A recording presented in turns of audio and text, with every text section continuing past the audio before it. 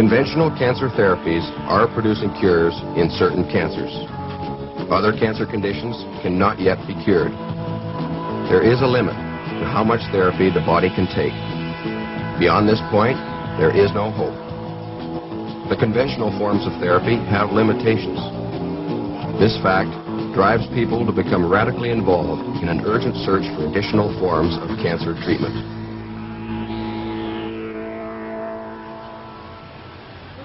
I am making this film because I know that Essiac, a drug developed over the last 50 years by Miss Rene Caisse, can benefit the body and decrease pain while a patient undergoes conventional therapy.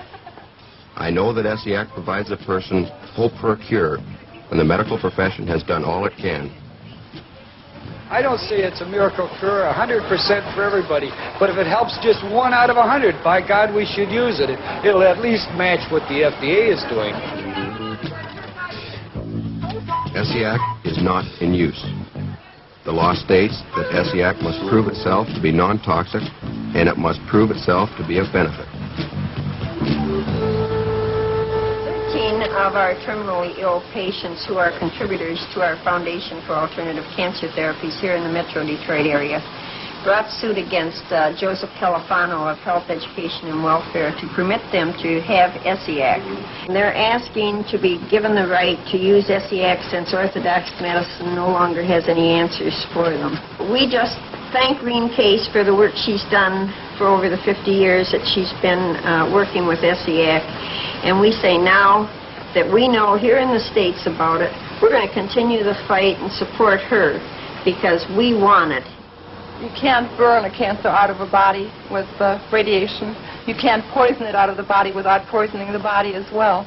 And I feel that nature holds the answer, the only answer for cancer patients. And as such, we should have it. Our constitutional rights at the moment are being denied to us. And it shouldn't even come down to a court hearing. It should be a matter of fact that we have what we want for our bodies and not have to fight for it in this manner. In fact, as it's well known in the state of California, the state legislature actually made it a felony for a doctor to use any than the accepted methods of treatment for cancer, and they named them in the legislation: surgery, chemotherapy, radiation, and cobalt. And when doctors are hemmed in like this, and their very livelihood is threatened, they're not going to be anxious to step out of line. Well, I think it should be my privilege. If I want to take the Essiac or whatever it could be that might make me live a little longer, I think that should be my privilege. I think I should have what I want to do instead of them telling me that I'm going to die. Did they do it? Yes, the doctor told me that under the treatment that I was taking. When my body couldn't take it no longer, there was nothing he could do. I said, in other words, just get in the box, dig the hole, and wait. He said, yes. That was the very words he's giving. And I'm too young to get in the box yet, I think. So you want Essiac? I want Essiac. We have many doctors on our side. We have many doctors in our group with cancer. And they want the Essiac just as badly as we do. My name is Andy Berry. I am with CFRB Radio, and I have been asked, in a sense, I think, to referee a discussion that has become as... At a public forum held in Toronto, a medical panel presented their views on Essiac. The public was informed that Essiac is of no value as a cancer therapy. This opinion was based on recent clinical testing. One of the two doctors involved was Dr. David Wald. The reason why I investigated Essiac, because I thought from the information that I had available that it was an effective therapy for cancer. You told me it was. Well, I told you it was not from the information that I've got. I qualified my statement at the end by saying that I tried to contact Dr. Bruce. I have tried to get the Respirant Corporation to provide data. I have asked all the lay people in contact with Essiac to provide data on patients who have been treated so that we could analyze every bit of information. All I want is the truth. I don't want anything else. And that was the spirit with which I entered into it. And what you are stating then, that the federal government of Canada has taken your tests as gospel. Nobody's taken my tests as anything. I have cancer from head to toe of the bone. You're going to try and tell me that if I think there's something that's going to give me a little bit of life, that I'm not going to try it?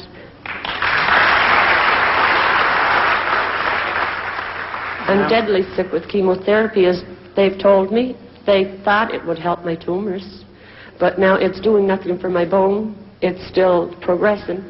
So I'd sooner die with the disease than have the chemo.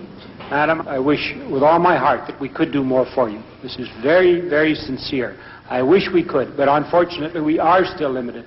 Believe me, if we were curing 100% of cancer patients, we wouldn't be having this meeting here tonight.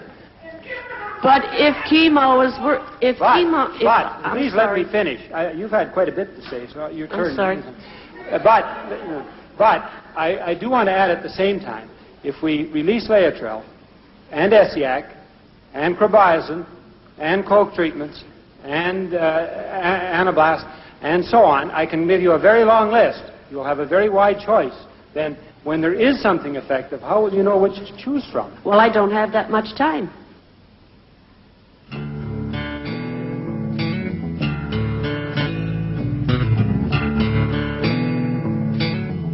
In a small town in northern Ontario, the year 1922, Rene Caisse first learned of a cancer remedy which she termed Essiac.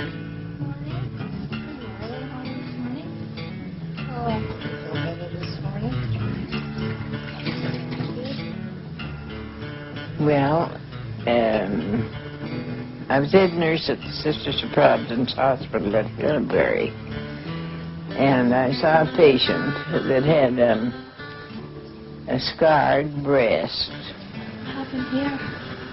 She was 81 years old, and she told me that 30 years before that, she had developed cancer, and that the Indians cured her. At least they told her of herbs that were beneficial. If it hadn't been for my mother's only sister becoming ill with cancer, I would never have thought of doing anything but nursing. I gave up my position at the hospital and went down, and I asked Dr. R.O. Fisher, who later was Dean of the University of Toronto, if he would watch over her, if I would try some of these herbs. And he said he would. And it took, well, quite a while, but she got better. And she lived for 21 years. In about 1943, I was diagnosed in Toronto General Hospital as having a growth in the bowel which was inoperable. And that was in January. And my husband was told that when the snow was gone, I would probably be gone with it. So through friends, I was directed to Miss Caisse. And I came to her and had treatments from her for practically 3 years. And felt I was cured, and I've had no return of it since. Dr. McGuinness heard about me in Toronto. He was member of Parliament. And he came back and he said, I want you to treat a patient for me. And I said, no, I'm not treating any patients up here. He said, oh, yes, you are. He said, this one has diabetes and cancer of the bowel. And he said, I'm using insulin for the diabetic condition. And he said, I want Essiac for the cancer. And I said, I'm not mixing them. I won't do it. So I wouldn't do it. So he said, I tell you what we do, we'll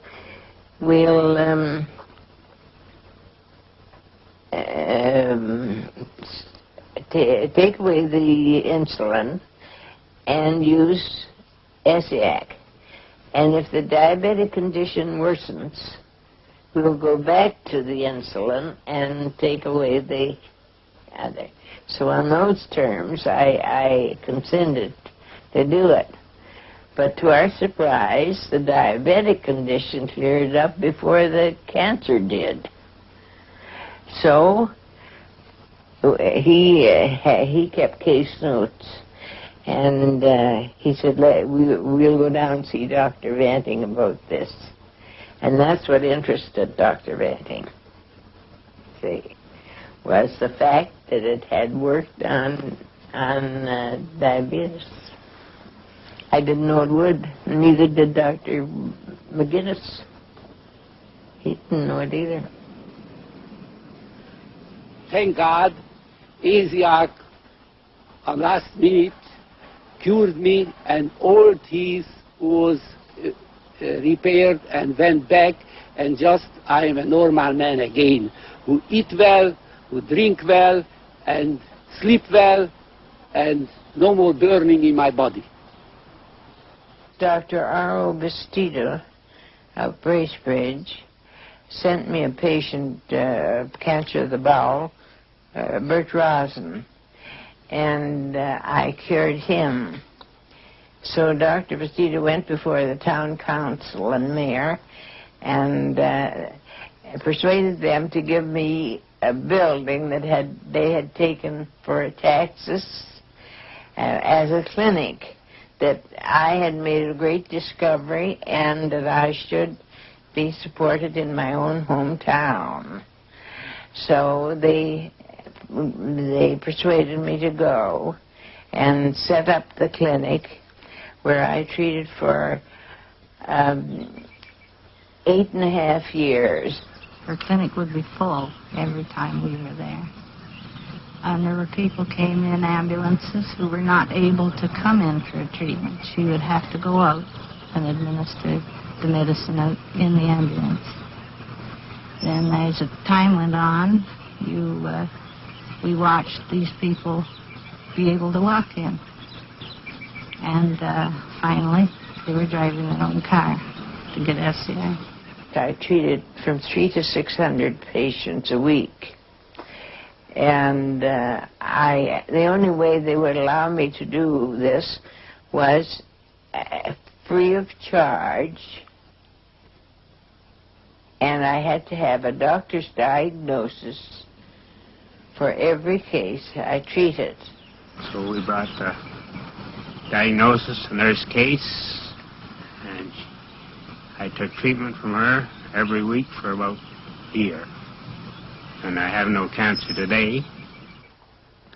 Well, Dr. Banting wanted me to work with him, but he was doing animal research, you see. At the time, he was working on chickens, to tell you the truth. And, but they wanted me to close my clinic and just do animal research. And with 400 to 600 patients depending upon me for treatment, I couldn't leave them and go and work on animals. So I refused his offer, though I was very flattered by it, I must say, because he was a very wonderful doctor.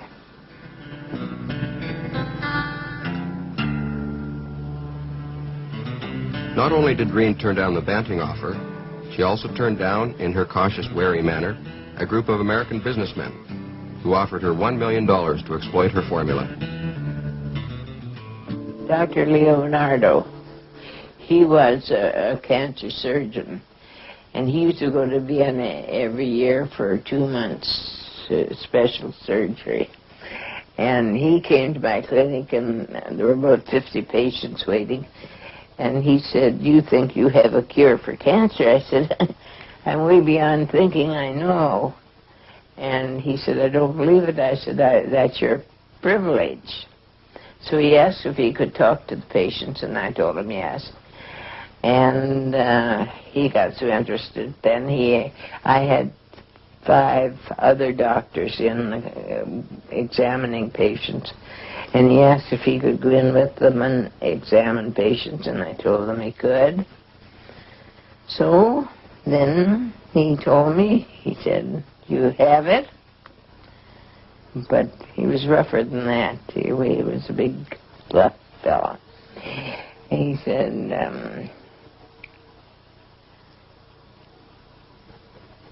but the medical profession will never let you do this to us. Rene Caisse was called before the legislature in 1938 to determine Essiac's legal status. There are all signatures of people who supported my work when I went before the legislature. I was trying to legalize my treatment, and the patients went out and got this petition signed, 55,000 names on it. And I went before the legislature, and I lost out by 3 votes.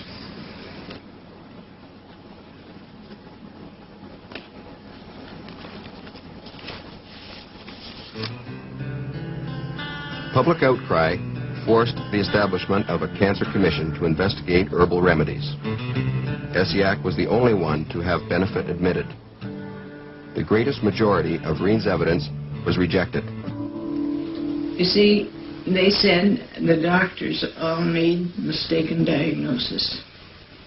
That's why the patients thought they were cured. And the doctors, on the strength of that, refused to give a diagnosis anymore, because what was the use of them giving a diagnosis and the Cancer Commission disputing it, saying that they were all mistaken diagnosis? It was impossible. Well, then it got that patients would come to me begging for treatments, and they'd say, well, you cured my mother, or you cured my father, brother, what? And they begged me to treat them. I kept on my clinic as long as I could until they stopped the doctors from giving a diagnosis, and then I had to stop. And it's a sad thing when somebody comes and they have somebody that is ill with cancer and the medical profession can do nothing for them, and they beg of me to treat them. It's a very, very sad thing to turn them away. And I had a nervous breakdown over that, so I really had to stop.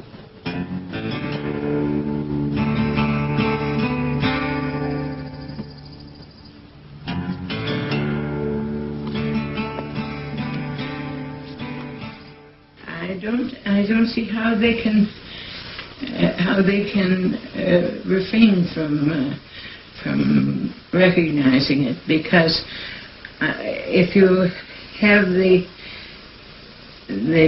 proof, you have the diagnosis from the doctor, you have the pathological findings, and you find you have the living patient to show that they are still alive after the medical profession has given them up. And yet they refuse to admit that it is a cure.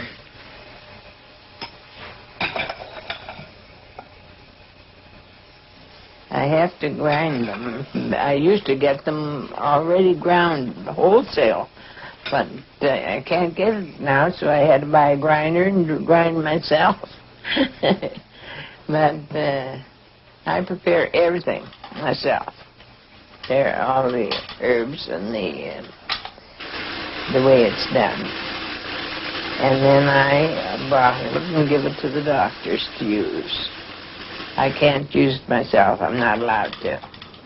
In fact, I'm still under police protection. I didn't work for 50 years with it, not to know how to use it and how to make it and what strength to give and what not to give and so on.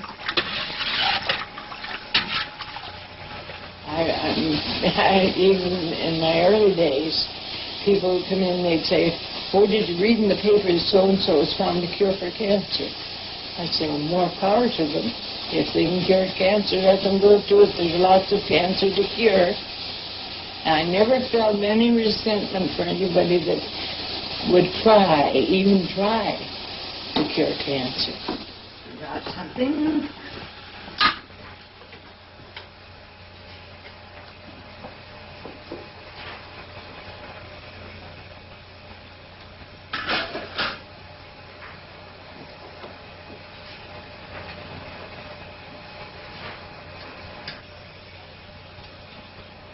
The Cancer Commission advertised in the papers that it was a non-tested treatment. That was when I got the offer to go to Boston.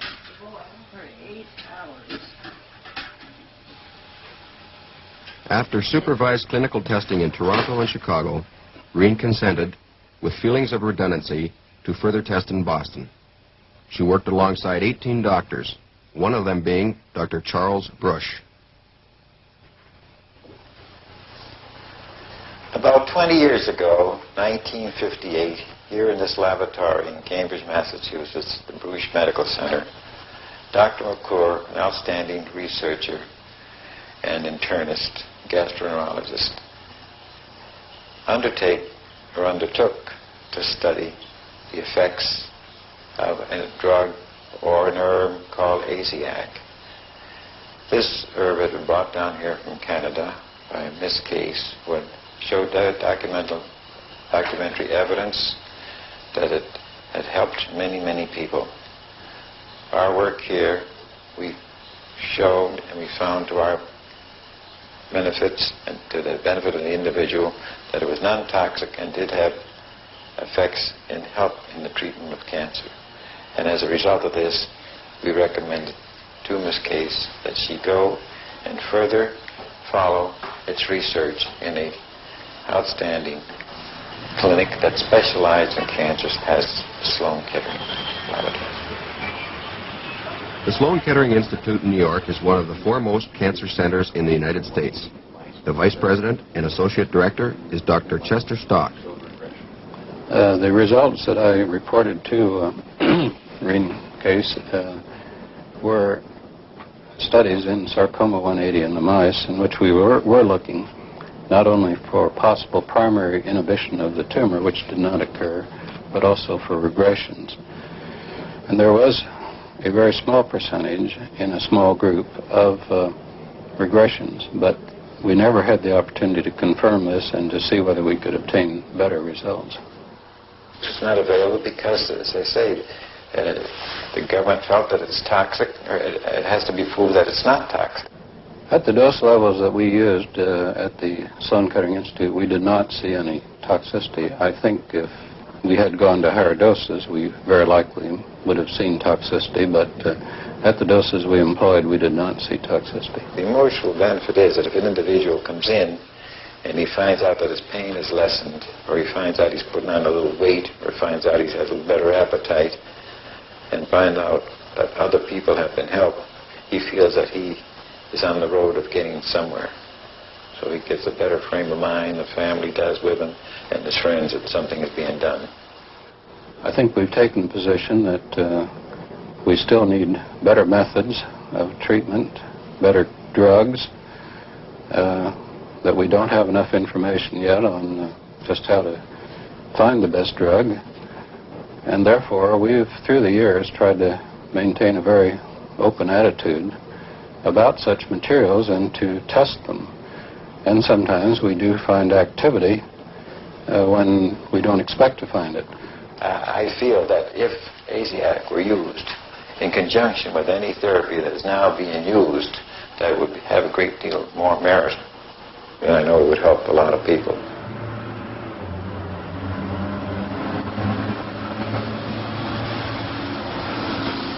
Ex-patients and supporters arrived in Bracebridge, Ontario. They came to help Rene celebrate her 90th birthday. They have experienced the benefits of Essiac. Many of the people here feel they owe their life to Rene.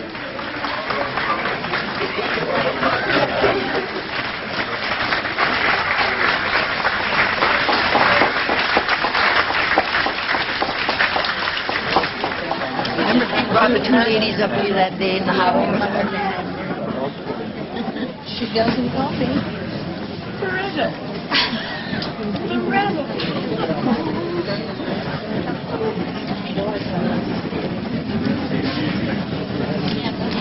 Oh, Mary. That's a little surprise. Did you find her yet? Oh, they kept telling me they were late. Outstanding contribution to all beings of all people. Please accept my very best wishes for your health, dear Elliot Trudeau. Very nice. Well, this is a tremendous day for you. In going over Essiac, we find a much higher percentage. We find people that are sick and unable to eat, down mentally and physically, pick up under this drug.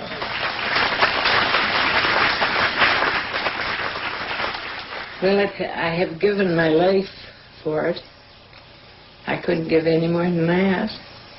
God's been good to let me live this long, to see it used.